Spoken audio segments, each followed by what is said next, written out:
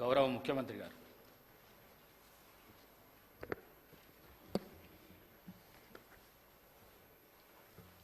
అధ్యక్ష, తమరి అనుమతితో ఈ సంతాప తీర్మానాన్ని ప్రవేశపెడుతున్నాను. తెలంగాణ శాసనసభ సభ్యురాలు కుమారి లాస్యనందిత సాయన్న గారి మృతి పట్ల ఈ సభ తన తీవ్ర సంతాపాన్ని వ్యక్తం చేస్తూ శోకార్తులైన వారి కుటుంబ సభ్యులకు ప్రగాఢ సానుభూతిని తెలియజేస్తున్నది. అధ్యక్ష,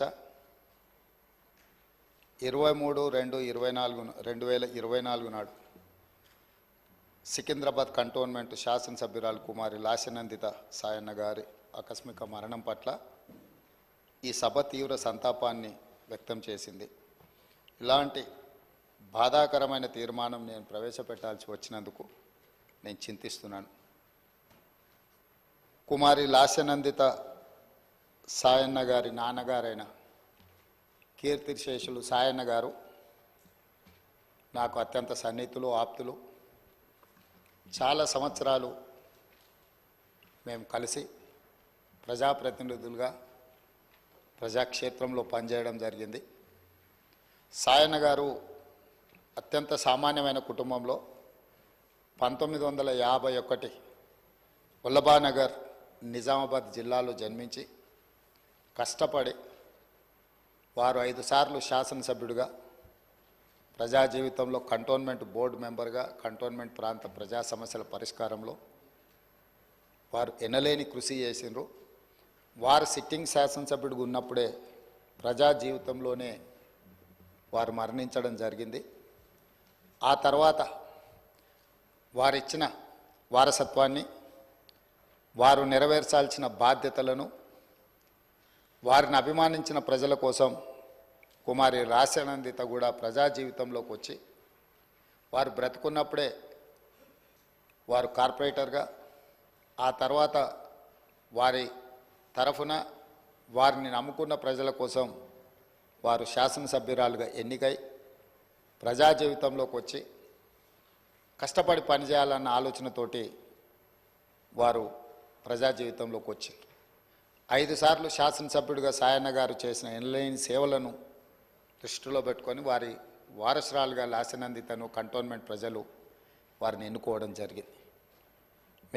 మనమందరం కూడా 37 సంవత్సరాల చదువుకున్న ఒక యువతి, వెనుకబడిన సామాజిక వర్గాల నుంచి చైతన్యంతో ప్రజలకు సేవను అందించాలని ముందుకు వచ్చినప్పుడు మనందరం కూడా మహిళా సాధికారత కోసం ఎదురు చూస్తున్న వాళ్ళం. ఆ మహిళల తరఫున ప్రజాప్రతినిధి ఇక్కడికి వచ్చి సమస్యల పట్ల వారు చిత్తశుద్ధితో ఈ సభలో పోరాడతారని మనం అందరం భావించాం. కానీ ఔటర్ రింగ్ రోడ్లో వారు ప్రయాణం చేస్తున్న కారు ప్రమాదానికి గురై వారు మరణించడం జరిగింది. వారిని ప్రమాదం నుంచి హాస్పిటల్కు తీసుకెళ్తే అప్పటికే తలకు తీవ్రమైన గాయమై వారు మరణించిందని చెప్పి డాక్టర్లు చెప్పడం జరిగింది.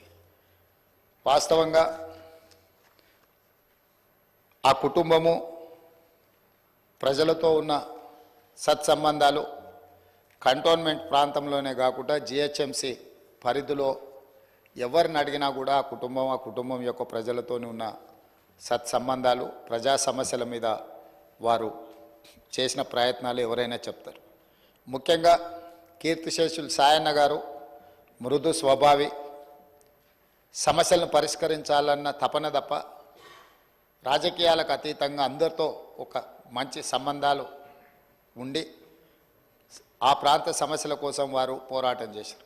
వారు కంటోన్మెంట్ ప్రాంతాన్ని జిహెచ్ఎంసీలో కలిపే విషయంలో కానీ, కంటోన్మెంట్ ప్రాంతంలో అక్కడ ఆర్మీ అధికారులు వాళ్ళ వల్ల కలుగుతున్న రోడ్ల ఇబ్బంది విషయంలో కానీ, ఎలివేటెడ్ కారిడార్ల విషయంలో కానీ చాలా విషయాలలో నేను పార్లమెంట్ సభ్యుడిగా డిఫెన్స్ కమిటీ మెంబర్గా ఉన్నప్పుడు సాయన్న గారు ఎన్నోసార్లు కంటోన్మెంట్ బోర్డు సమావేశాలలో ప్రస్తావించేవారు.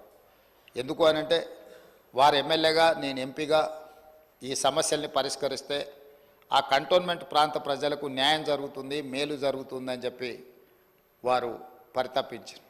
కానీ దురదృష్టవశాత్తు ఎలివేటెడ్ కారిడార్ల అనుమతి, అదేవిధంగా కంటోన్మెంట్ ప్రాంతాన్ని జిహెచ్ఎంసీలో కలపడానికి అనుమతి వచ్చే సమయానికి వారు లేరు.